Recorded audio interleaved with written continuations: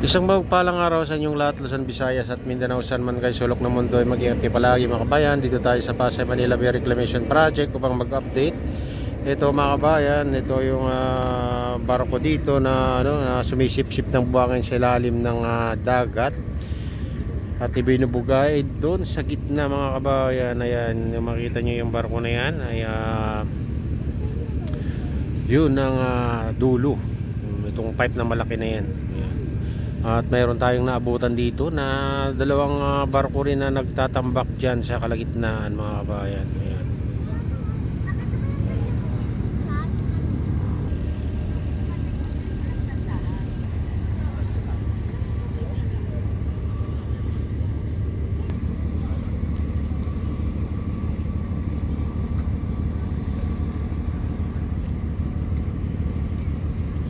Ayan mga kabayan, ganito na kalawak ang dito, reclamation dito sa tapat ng SM Olobesia. Bali tatlo itong isla na nakikita natin dito na ginawa nila. Ayan ang pinakamalaki dyan mga kabayan. At mayroon na naman silang tinatambakan dito sa gitna mga kabayan. Itong bago ayan. Ayan, bagong yan mga kabayan. Baka sa sunod na araw makikita natin na mayroon na naman isla dyan. Ayan, dalawa itong nagtatambak dito. At pupunta tayo dun sa tapat niya mismo. Silipin natin.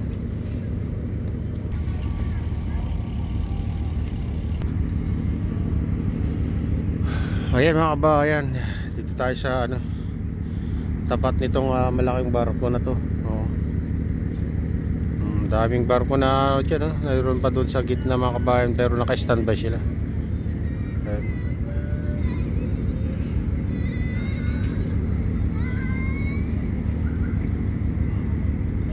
Lapit pa tayo mga kabayan, pupunta tayo dun sa pinakasentro niya. Tara na, samahan nyo ako.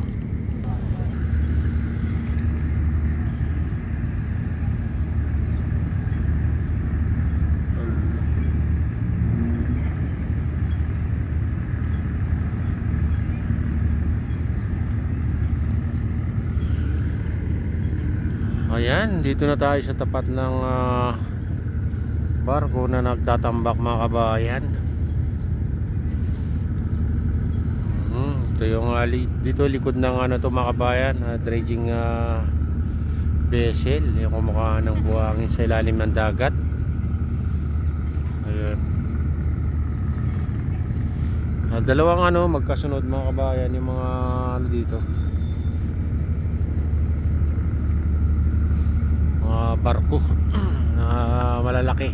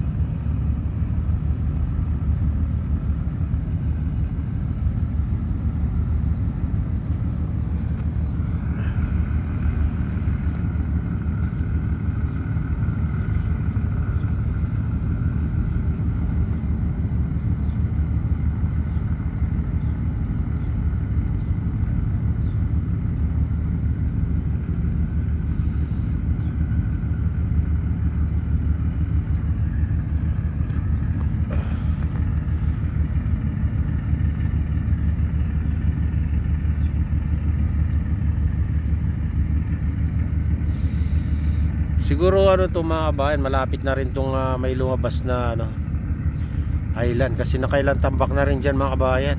Ayan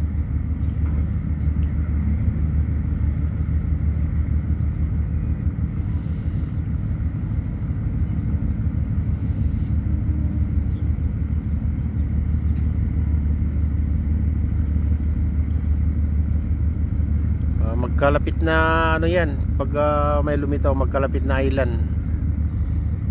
magiging ano tong island dito sa tapat ng SM Olubisha kung sakali.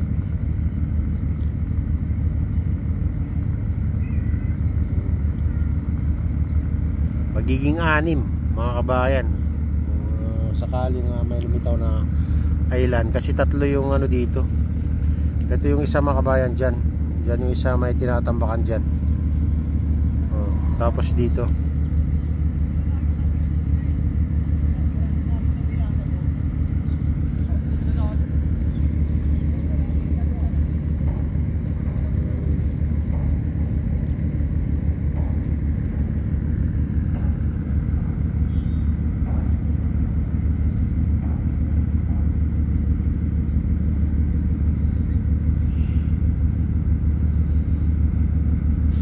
mga ilang araw lang yan mga kabayan, sigurado. Kung tuloy-tuloy ang pagtatambak nila dyan, siguradong may lilitaw na isla dyan.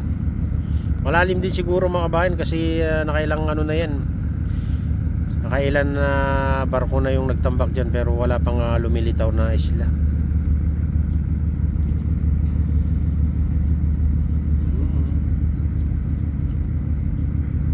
Sipin nyo mga kabayan, yung dating dagat magkakaroon na ng isla, katulad sa Singapore na maraming island na ginawa nila.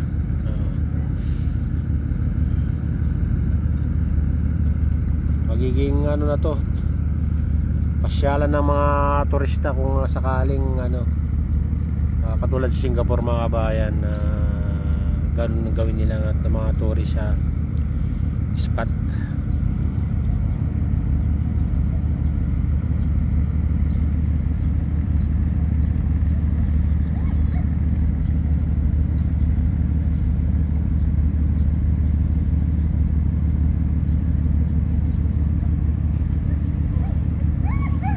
Natin dito mga kabayan ng dahan-dahan para makita nyo kung gaano na itong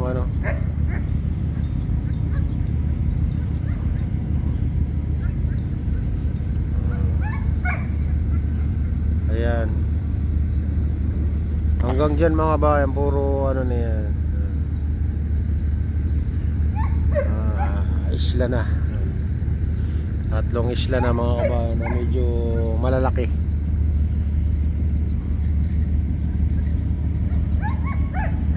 Focus tayo dito sa mga kabayan, malaking barko ng China na nagtatambak dito sa tapat ng SM Mall of Asia.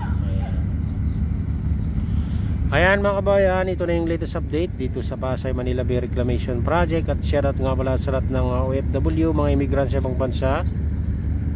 Shoutout sa inyong lahat. Shoutout din kay Kuya Iyo, kay Ate Lynn, kay Kuya Rick, sa aking misis. Shoutout din kay Mamahan, kay Idol Pablito, kay Mr. Guapito. Shoutout din kay Idol Maki TV, kay Sherbal Ayala, kay Camilo Climit, ayan, kay Taong Kalye. Shoutout sa inyong lahat mga idol. Shoutout din sa utol ko dyan sa Honolulu, Hawaii. Ayan, may gabi-galaw shoutout sa inyong lahat dyan. At pagpalain na ng Diyos, ingat kayo palagi. God bless us all. Bye.